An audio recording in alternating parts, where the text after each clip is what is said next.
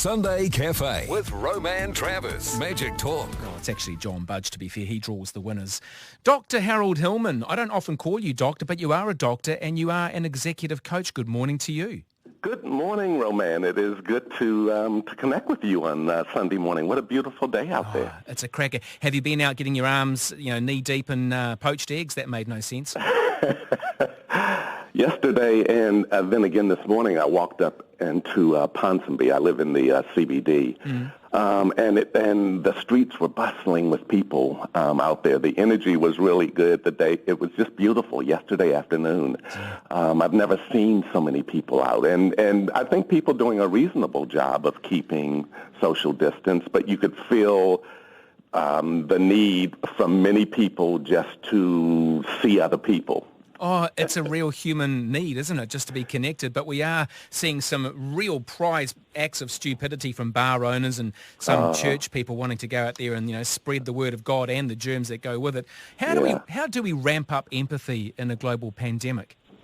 Empathy has been ramped up. To your point, as humans, we need each other. There's a need to be needed, and there's a natural inclination for us to care about other people. Unlike other mammals where it's instinctive and it doesn't necessarily get filtered through cognitive lenses, sometimes as humans we are a bit more selective in terms of where we show empathy or how we show it, but we're all wired for it. And the scenario here is one where people, particularly people who've been directly impacted by the pandemic, we all know someone. Each of us in New Zealand knows someone who's been directly impacted financially, vocationally, in some way. The level of anxiety and angst is higher. So it is important, whether you be a sibling, a parent, a manager, a peer of someone on the team, to just be a bit more mindful that right now empathy probably matters more so than at any other point in my lifetime, certainly. You certainly have been touched in more ways than one with your daughter in the US she was tested positive for COVID-19. How is she now? She's fine. So it feels like 100 years ago, Roman. She was diagnosed in early March and went through 5 days of symptoms. She was in that category, 85% of folks who only experienced mild to moderate symptoms as opposed to those who needed to be hospitalized. So she's on the other side of that. She's fine. She's back at work. Being very careful around just everybody's mindful in her part of California. Everybody is mindful that they still need to maintain some distance. Look, we all use the right terminology, but how does empathy fall into the broader realm of emotional intelligence? EQ is important at any point in time, all the time, but even more so in a crisis situation like this because of the anxiety level. So it is important to sort of think of empathy as the core component of emotional intelligence. I often tell people to think of empathy as head, heart, and hands. And the hands implies action, sometimes head, heart, and action. And that's really the best way to think of it. Empathy and sympathy sometimes are used interchangeably. They are two sides of the same coin. It is about caring. We, as humans, again, are wired to care. Sympathy is caring or a feeling for someone, whereas empathy is feeling with someone. And there's a deeper sense of connection around of empathy. They both are important. We all have expressed sympathy numerous times across our lives, even for people who we haven't necessarily known.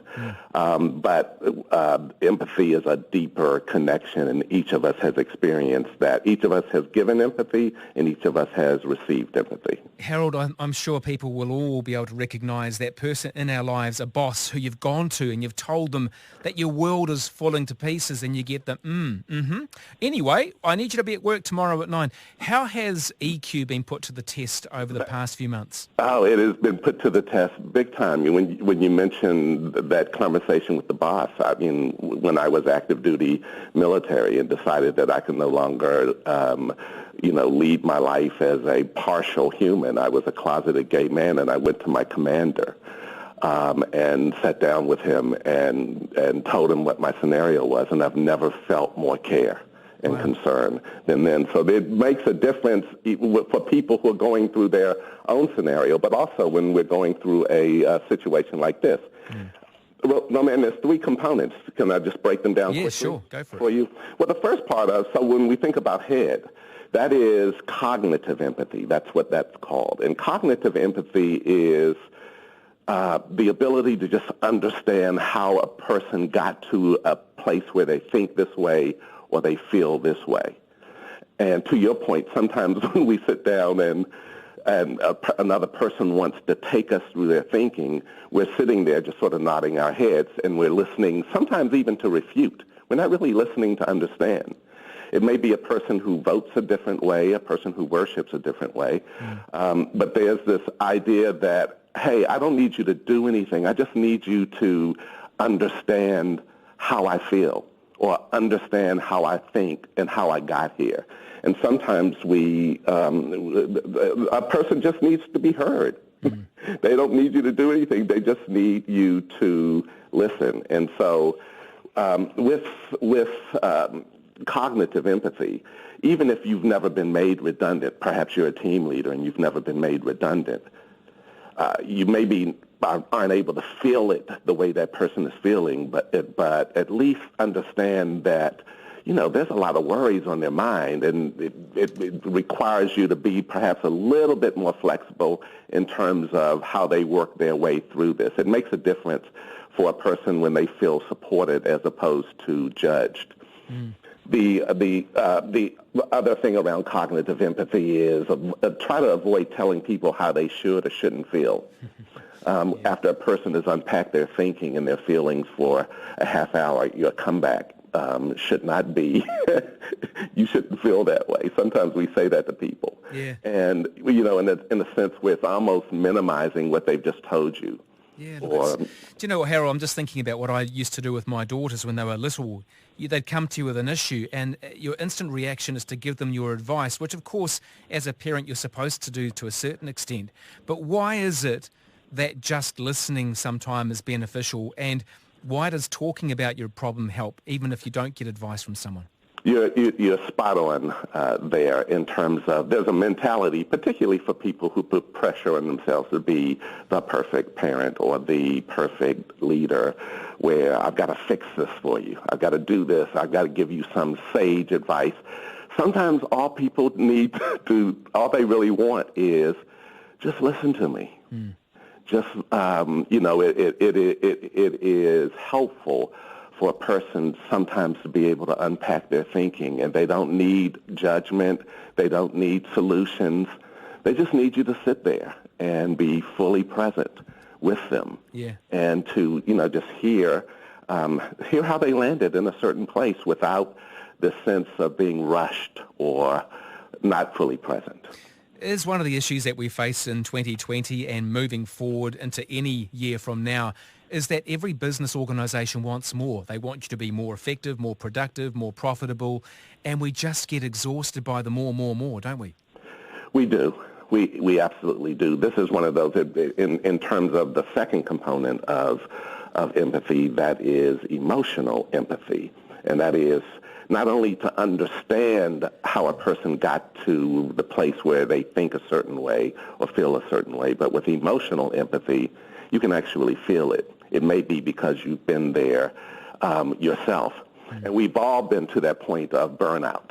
And this was something that we talked about a couple of weeks ago. And so we've got to be mindful when somebody is starting to, what I'm beginning to notice is that because people are on more meetings, more virtual meetings, in some cases twice as many as they normally would if they were physically there, as peers, you don't have to be the team leader, but even as peers, reach out to each other and go, hey, I've been there before. I'm noticing this. Let's talk about. That's a form of emotional empathy that makes a difference. And then the third element of empathy is compassionate empathy, and that is where you take action. Yeah. Look, I'm just curious about this because some of us, I think I put myself in that category of overinvesting sometimes in someone else's problems. So how do you not overinvest in a problem that's not yours, but you really buy in at an empathetic level? It's an important question, Roman, because it's part of emotional empathy, and that is because you've gone through this experience yourself before. You can actually feel what that person is going through.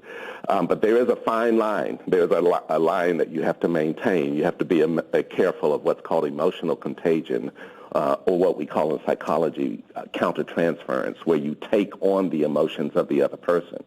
And so it's important. People really feel connected with you if they believe that you can feel what they're feeling, but you cannot wear the other person's pain for them. That's when they probably will look at you and say, is this about me or is it about you? Yeah, that's often the way. Often when someone comes to you with a real issue, you want to reflect with it and go, oh, yeah, last year that happened to me as well. My cat got killed too. And you get this little competitive conversation going on. Harold, I've had a look online. I said, being a bit nosy, actually, looking at your website, you've got a lot of seminars coming up. How do people register, get involved with what you do? I'm on LinkedIn, and pretty much over the last 3 months or so have been putting out some short weekly articles, and even these interviews as well, just to give people something to plug into in terms of perspective. And I'm at sigmoidcurve.com. Easy. That's easy. It's Harold Hillman. You'll find him all over social media.